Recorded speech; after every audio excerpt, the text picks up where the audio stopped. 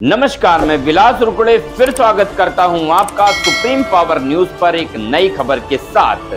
चलिए शुरुआत करते हैं आज की नई खबर की। गोंदिया आज सुबह हीरडामाली के पास पूर्व पालक मंत्री परिणय फुके उनके काफिले की गाड़ी से अरविंद चौहान 36 वर्ष की दर्दनाक मौत होने से सुबह 11 से 5 घंटे तक परिवार ने मेडिकल कॉलेज के सामने चक्का जाम किया। विधायक विनोद अग्रवाल के आश्वासन पर मृतक की पत्नी को नौकरी तथा आर्थिक मदद दी जाएगी। परिवार ने मृतक को लेकर डीवाईएसपी थानेदार और पुलिस दल भी उपस्थित था। यह उल्लेखनीय। सतीश पारधी, गोंदिया की क्राइम रिपोर्ट।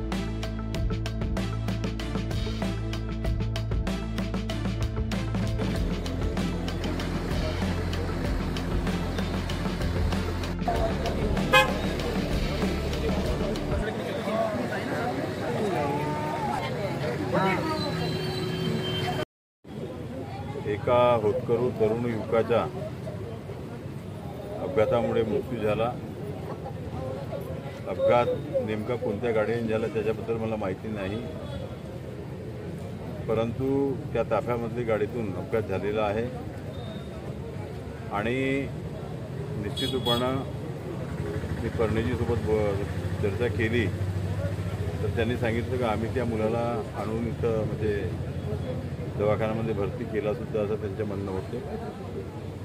मला साधारणतः 2 वाजताच्या दरम्यान ही सर्व घटना समजली आणि विशेषतः आज आमच्या तांडा येथील जी मुलगी आहे, गोरेगावचा मुलगा आहे आणि आपल्याच परिसरातील हे सर्व लोक आहेत आणि अशा परिस्थितीमध्ये आम्ही सर्व लोक निश्चितपणे या कुटुंबासोबत त्यांच्यासोबत आहोत आणि आम्ही त्यांना विनंतीसुद्धा करणार आहोत की ज्या गाडीने ॲक्सिडेंट झालेला आहे त्या गाडीना न्यायदानातून जो काही मोबदला मिळायचा असेल तो मिळेल, परंतु निश्चित रूपानं त्या मुलीला स्वतःच्या पायावर उभे राहण्याकरता काहीतरी एक मदत निश्चितपणे तिला करण्यात येईल आणि येणाऱ्या काळामध्ये ती मुलगी जी आज विधवा झालेली आहे ती आपल्या पायावर कशी उभी राहता येईल याकरता निश्चितपणे प्रयत्न केले जातात। त्यांची एक मागणी सुद्धा होती की एक बैठक होती,